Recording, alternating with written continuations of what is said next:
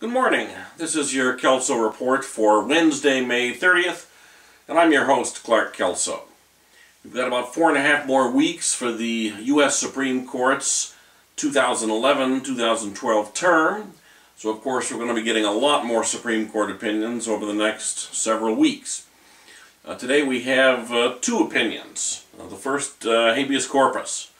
In Coleman versus Johnson, the Third Circuit Court of Appeals, reversing the District Court, held that there was insufficient evidence to convict the defendant as an accomplice and co-conspirator of a murder.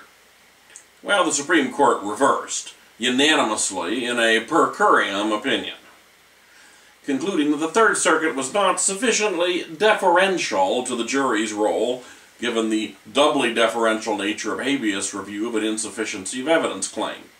First, the state courts must defer to the jury's fact-finding role, and second, the federal courts have to defer to state court decision-making. That's two layers of deference. The Third Circuit's specific error was in adopting a standard for reviewing what constituted a reasonable inference by the jury that was too demanding. The Third Circuit required, consistent with state law, that a reasonable inference is one where the fact inferred is more likely than not to flow from the proved facts on which it is made to depend. And in order for a jury's inferences to be permissible, they must flow from facts and circumstances proven in the record that are of such volume and quality as to overcome the presumption of innocence. The Supreme Court rejected this state law-based standard, noting that in the habeas context, a federal standard applied, and the federal standard leaves juries with broader discretion to decide what inferences to draw from the evidence presented at trial. Next, we have a bankruptcy decision from the Supreme Court. In Radlack's Gateway Hotel versus Amalgamated Bank, the Supreme Court handled a rather technical but a very important issue involving sales of a bankruptcy estate's assets free and clear of a creditor's lien. Happens in virtually every bankruptcy. The Chapter 11 bankruptcy plan provided for the sale at auction of certain collateral free and clear of a creditor's lien, but it did not permit the creditor to credit bid at the sale, instead limiting the creditor to bidding cash. Well, anticipating that the creditor would object to this, the debtor sought to confirm the plan under the cram-down provisions of Title 11, Section 1129b2a. Affirming the decision of the Seventh Circuit, the Supreme Court unanimously agreed that the proposed plan did not conform with the requirements for a cram-down. In particular, Section 363K of the bankruptcy law expressly protects the right of a creditor to engage in credit bidding when the creditor's interests in a cram-down are to be furthered by sale of collateral.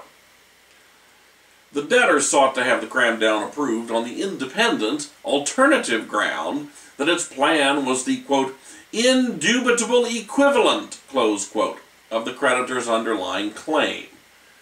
An argument the Supreme Court easily rejected in light of Section 363K's express protection of credit bidding.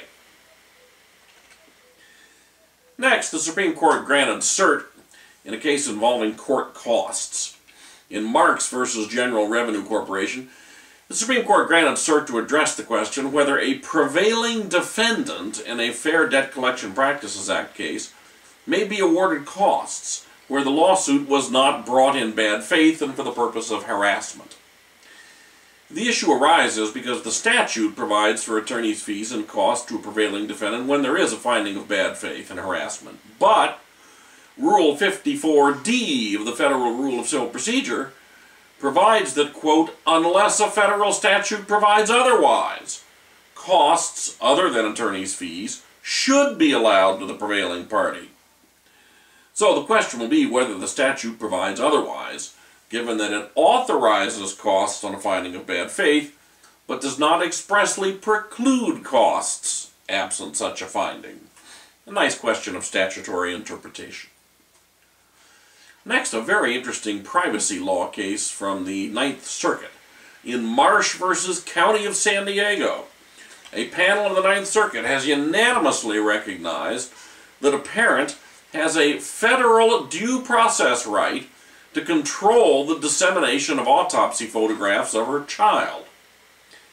The issue arose after a county prosecutor disclosed during litigation that he had retained copies of certain autopsy photographs taken in 1983 of a 2-year-old who had been murdered, and that he had given those copies to a newspaper reporter and a television station. Well, the mother sued the now retired prosecutor under Section 1983, claiming that the prosecutor violated her right to control the disposition of the photographs. Quite a few courts, including the Supreme Court, have recognized the common law right of family control over the body and death images of family members. According to the Ninth Circuit, a common law right rises to the level of a constitutional right if it is deeply rooted in this nation's history and tradition and implicit in the concept of ordered liberty.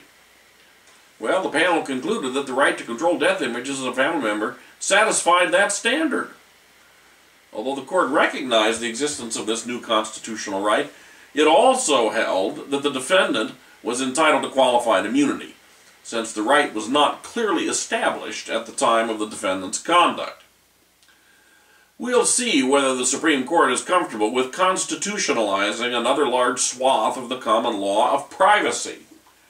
For myself, I don't see much advantage in adding a constitutional layer on top of what the common law already has brought us, and I don't quite see how control over pictures of a deceased person really relates to issues of ordered liberty.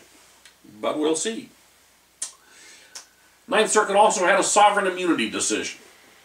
Now, needless to say, it frequently happens in the course of drug and other arrests that the defendant's property is seized.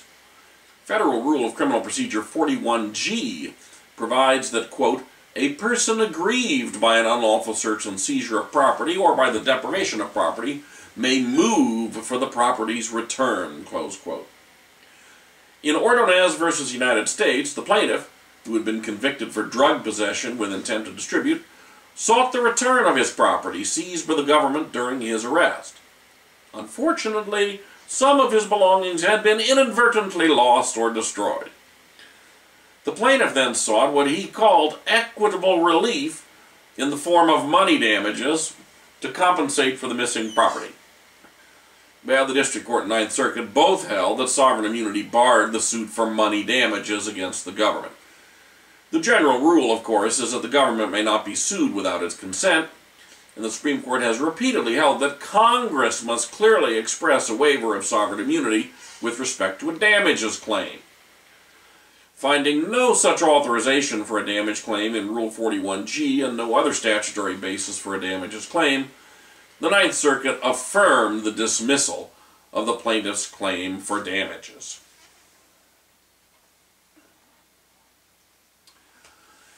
Next, we have a criminal law decision from the Ninth Circuit involving false statements by someone who was an unlicensed firearms dealer.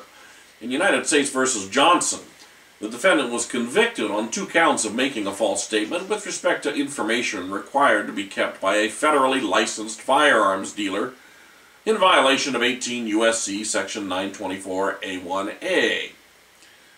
The defendant argued on appeal that the alleged falsehoods were not material and did not relate to the lawfulness of the underlying sales. But, giving the statute its plain interpretation, the Ninth Circuit rejected this argument. The statute required only that the defendant knowingly made a false statement with respect to information required under law to be kept by federally licensed firearms dealers. And the government introduced sufficient evidence by proving that the defendant falsely identified himself as the actual buyer of the firearms on 2 Form 4473s, which are required to be kept by licensed dealers. There's no materiality requirement under the statute. Doesn't have to relate to whether it makes the sale unlawful. It's just a false statement on a form. Well, that's enough under the statute to make it a crime.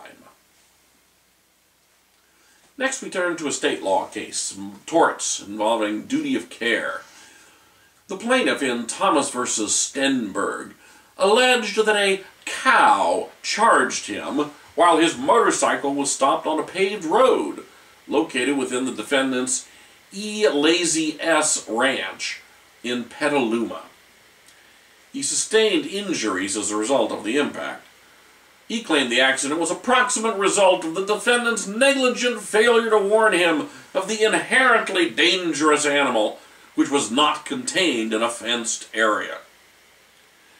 The plaintiff was non-suited after presentation of his case, with the court concluding there was no duty in the circumstances to put up a fence to protect drivers on the private road.